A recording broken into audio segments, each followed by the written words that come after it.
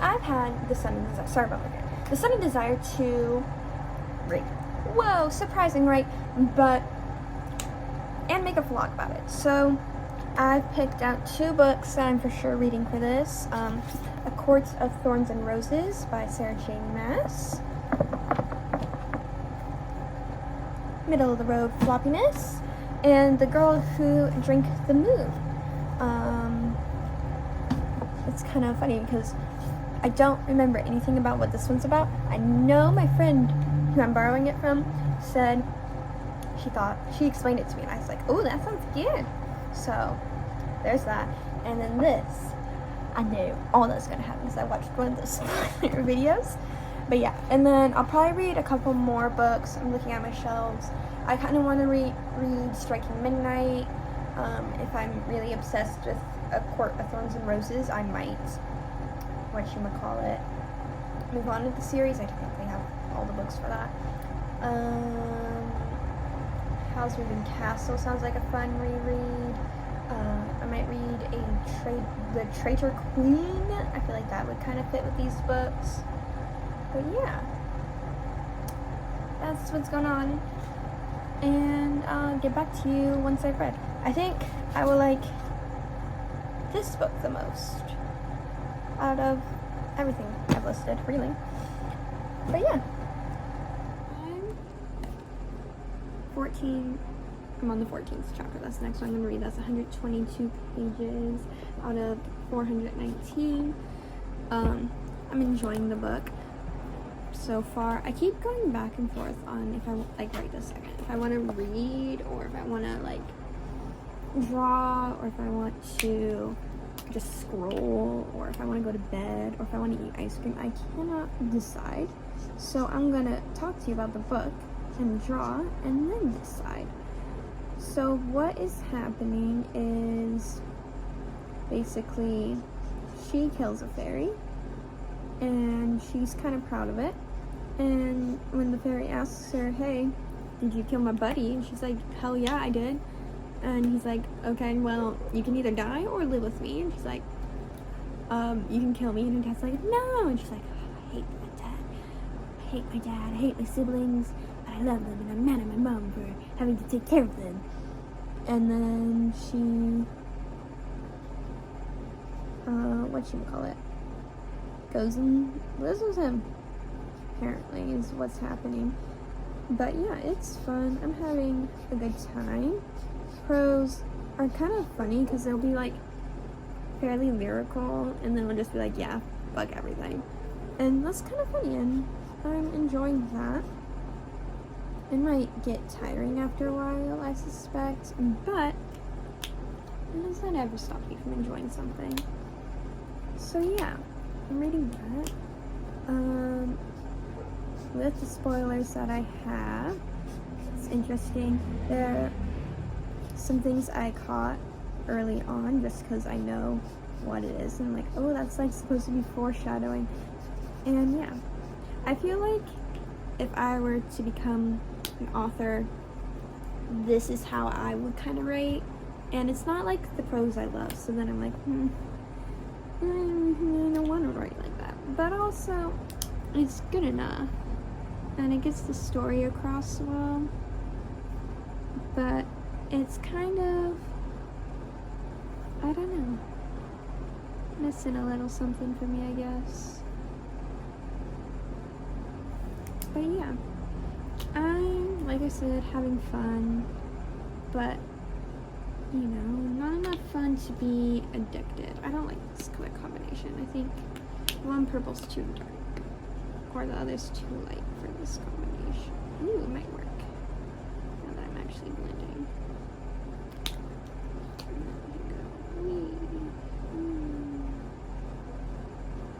But yeah, would I recommend this book to you all? Yeah, sure.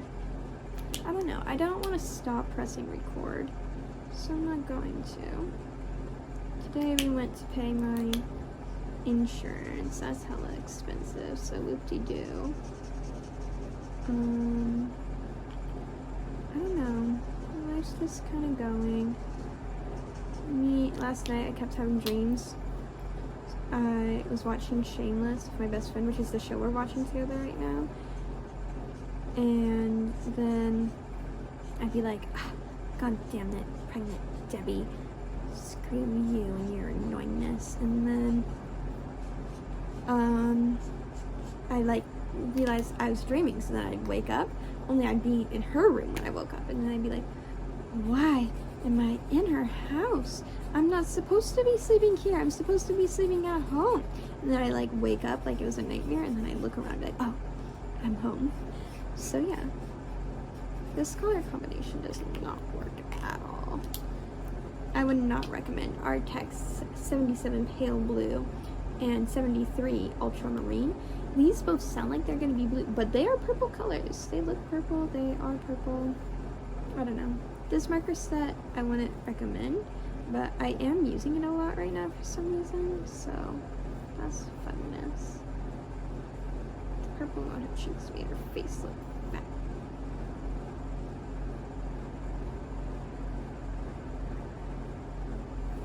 I don't know. I'm also watching The Great with my mom right now. That's interesting. Gregor is pissed with the king, and the king's kind of like, and he's picking up on it, which is funny because the king is stupid. But there's a little drawing I did, and I don't like it. I don't want to pick out new colors, so it's decided. I'm gonna read or scroll. It really have to do with the books I'm reading. Not specifically, but I just want to tell people about this because it's pretty cool. I was journaling, and because I have just a lot of stuff in life I'm figuring out, just because guess what? I graduated 18. That makes me an adult, which is triggering a lot of my trauma responses. So I was just journaling to figure it out, and I went to God and I was like, God, I'm just so scared, and I don't know why. Like, I know why, but I don't know why, and I'm just lost, and just help me. And then I like got it in my head. I was like, Psalms 34. Psalms 34 is like in my head, and I was like, that's kind of ridiculous because I had opened up my Bible before I started, and it was in Psalms, like Psalms 38, which is probably why I thought Psalms 38 at first. And I was like, my brain is just making shit up. But then I decided to read it anyways, and I read it, and it's this chapter about how, hey, you're scared, go to the Lord will help you. And so I took it. I was like, God, help me, I'm so lost and confused. And God's like, girl, what you're supposed to do is seek me. And I'm like, what? No. And God's like, yeah, it says right here. Let me read you the verse. I'll be right back.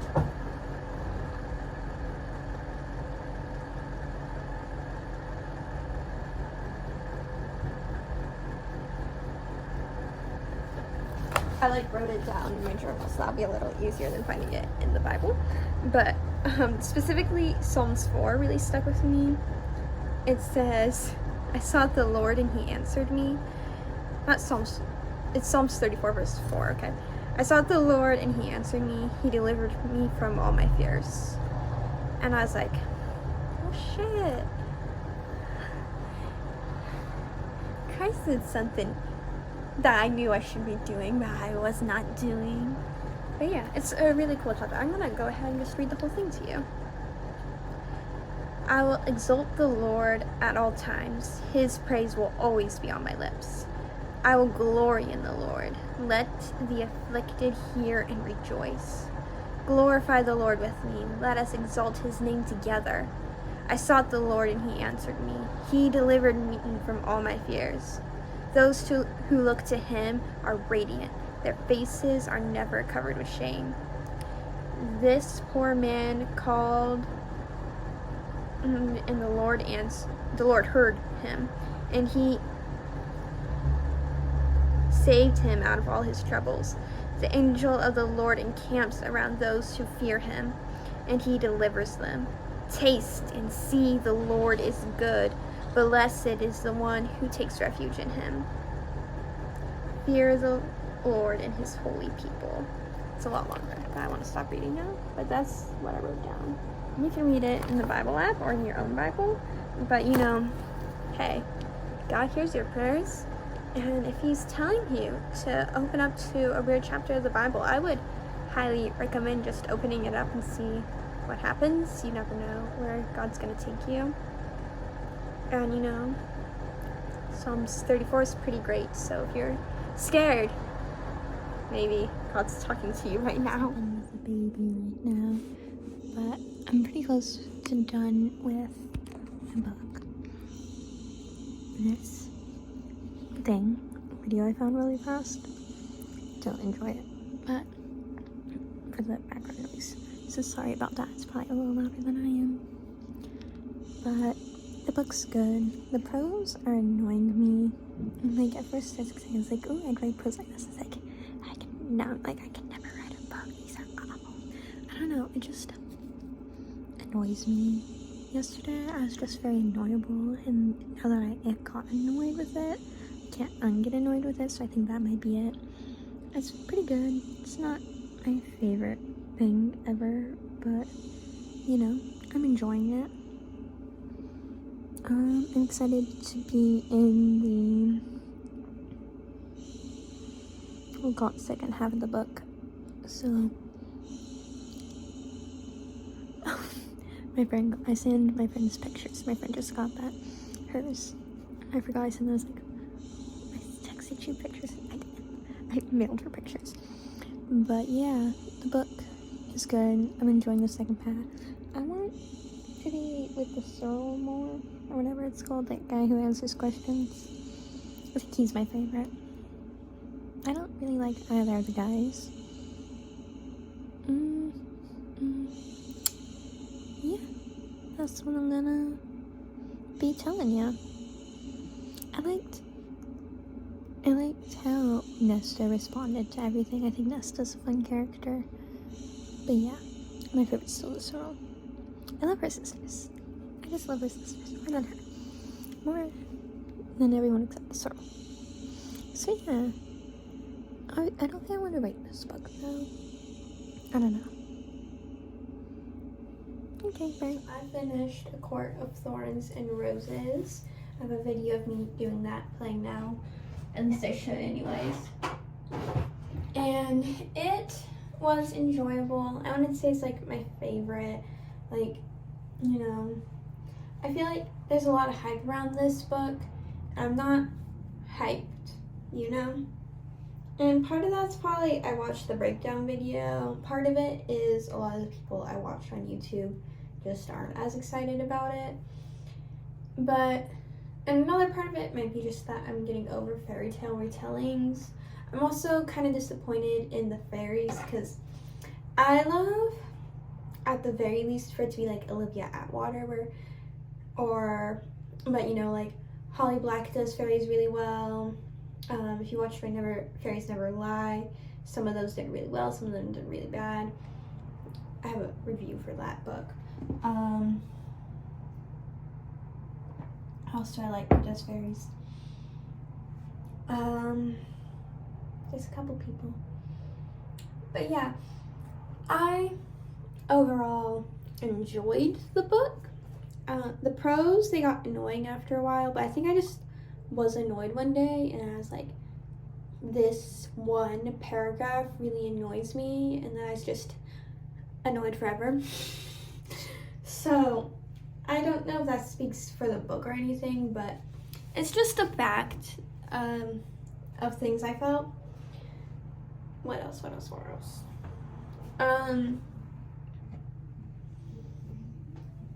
Yeah, the fairies are disappointing, the prose disappointing. The story, I don't like the love interest. They're weirdly possessive.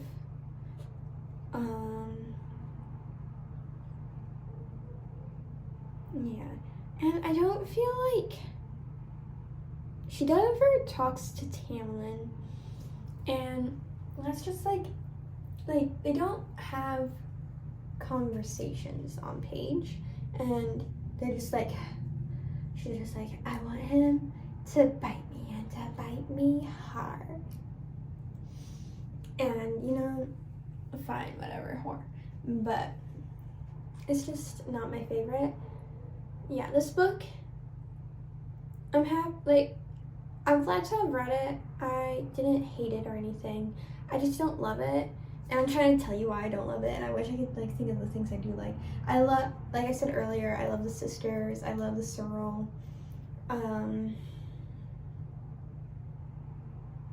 The plot, I don't know. I like the plot summary I watched, so I must like the plot. Yeah. If you're wondering the plot summary I watched, it was Carrie Can Read. She has it. You can just search Carrie Can Read, Thorns and Roses or something. But yeah, well, that's kind of what I'm thinking. I did start A Girl Who Drank the Moon, and it's really sweet and cute. If you like T. Kingfisher, you might like this, but this is a little more middle grade, so I'd recommend it if you like T. Kingfisher, especially Nettle and Bone, or When a Sorceress Comes to Call.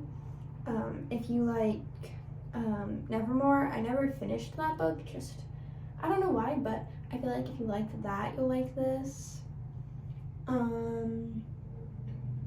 If you liked The Girl Who Fell Beneath the Sea, I think that's the one I'm thinking of, you'll probably like this. Those are just some books, but it is this girl. It feels very middle grade. It might be a middle grade book. It's this girl, and she, well, actually, we haven't gone this perspective of the girl. We get like the perspective of everyone around this girl.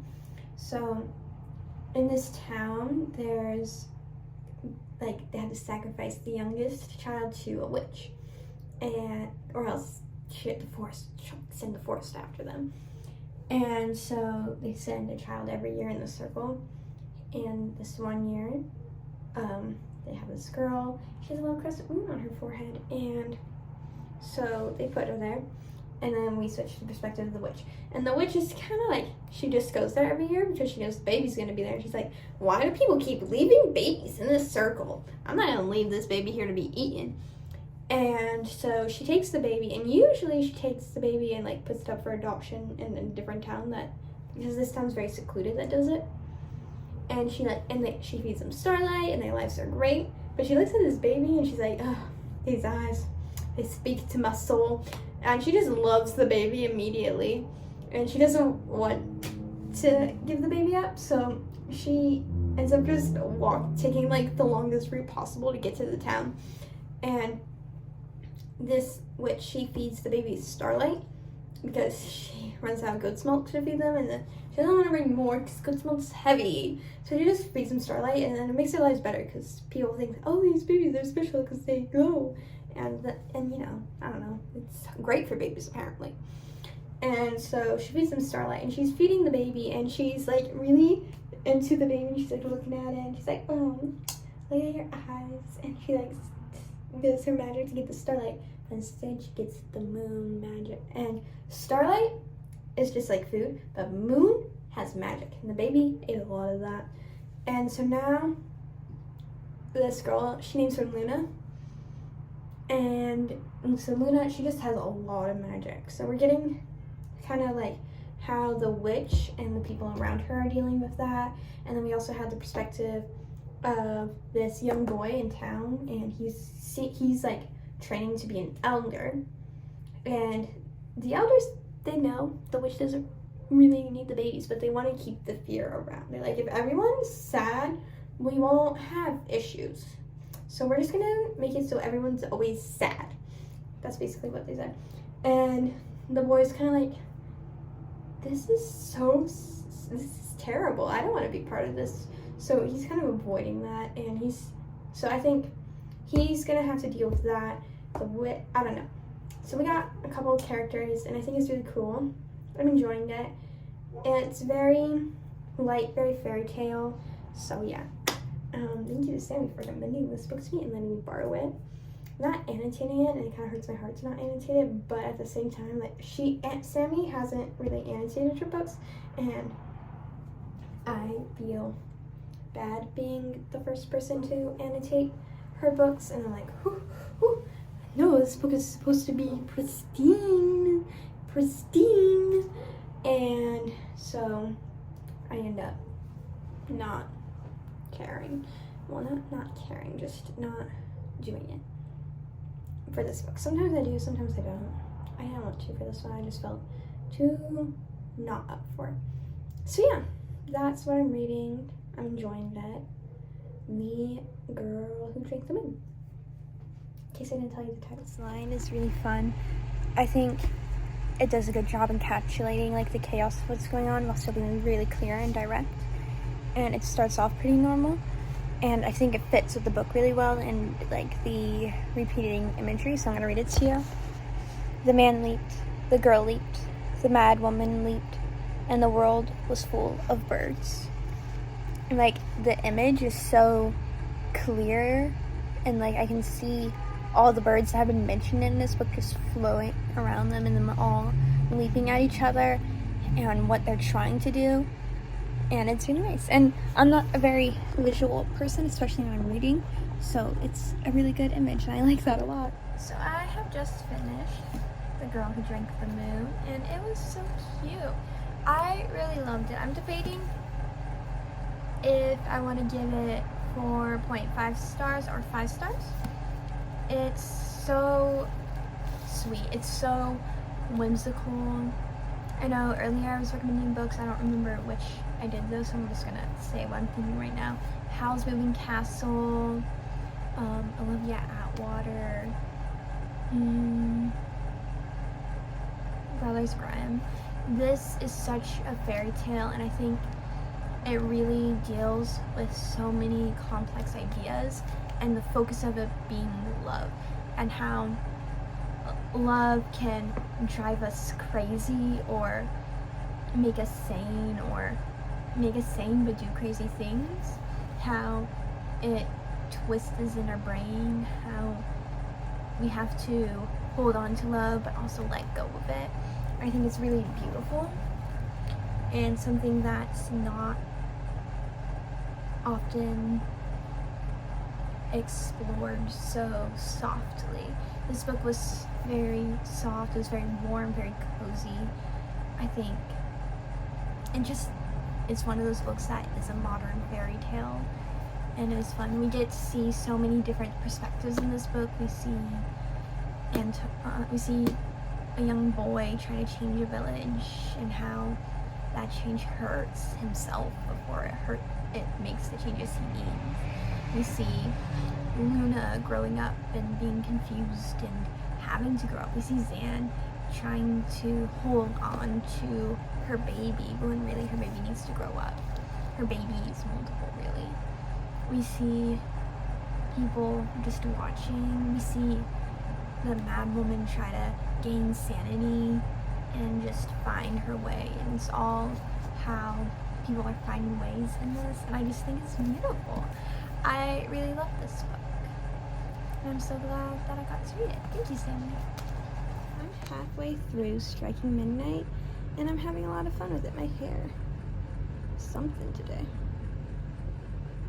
But yeah, this is a reread for me, and you know, I was really scared to reread it because I read it a couple of years ago when I was first getting into Cinderella retellings, and I just loved it so much. And you know what? And I was scared it wasn't gonna hold up, but it is, and I'm so happy about it. I mean, it is certainly a little cheesy and whatnot, but you know, it's cheesy in the ways I love. So this is a Cinderella retelling, and her name's actually really called Cinderella, so it sounds like Cinderella without actually being Cinderella, and I really like that. And this tagline explains it well. What if Cinderella was sent to kill Prince Charming? So they have these peace accords. So she has like light magic, and he has like night magic. Why is my leg in focus like that? I'm getting little squares. And it's really fun and cool because, well, and each king, they need to have an alliance, or else the other kingdom won't get their power. Like, day won't come to the Night Kingdom, and night won't come to the Day Kingdom. And so they usually have a peace accord, but for reasons, there isn't one. And it's just really fun. There's a lot of scenes that I remember pretty vividly, and it's fun to be like, oh yeah, I remember that. And there's also like characters I completely forgot about, and it's fun to revisit them. Yeah, I don't know, it's cute, it's short, it's so short. Would I recommend you reading this book? No, because it's gonna end on a cliffhanger. I remember that. I don't remember what the cliffhanger is, but it is a cliffhanger, and I'm pretty sure she's never coming out with a second book, and it breaks my heart. But you know, if you want to suffer, this is a good book. I do enjoy it, and I have sorrow about there being no second book often. But yeah, I'm having fun. I'm scared for the end. I'll let you know how bad the ending is in terms of cliffhangerness, but yeah, I'm having a grand old time. It's so easy to read. It's so short. Look how tiny this book is. Okay, so I'm going to close out this vlog now because I don't know when it was supposed to end and I have an idea for a new vlog. So that's what I'm going to do. And I want to read the books in that vlog. So yeah, I hope you enjoyed this video. My favorite was definitely the... I liked Striking Midnight. I liked The Girl Who Drank the Moon. Striking Midnight was more nostalgic. I think I'd recommend The Girl Who Drank the Moon to you. Okay. And thank you to Kyle for getting me Corathos Roses, and Sammy for lending me The Girl Who Drank the Moon. Thank you to all the authors who wrote these books, and thank you to YouTube for hosting this video. Thank you to you for watching it. I hope to see you in my next vlog. I will throw up these 2 books. Those are my plans, and I want to read one more on that, but I don't know if that will work out. But yeah, stay tuned for that.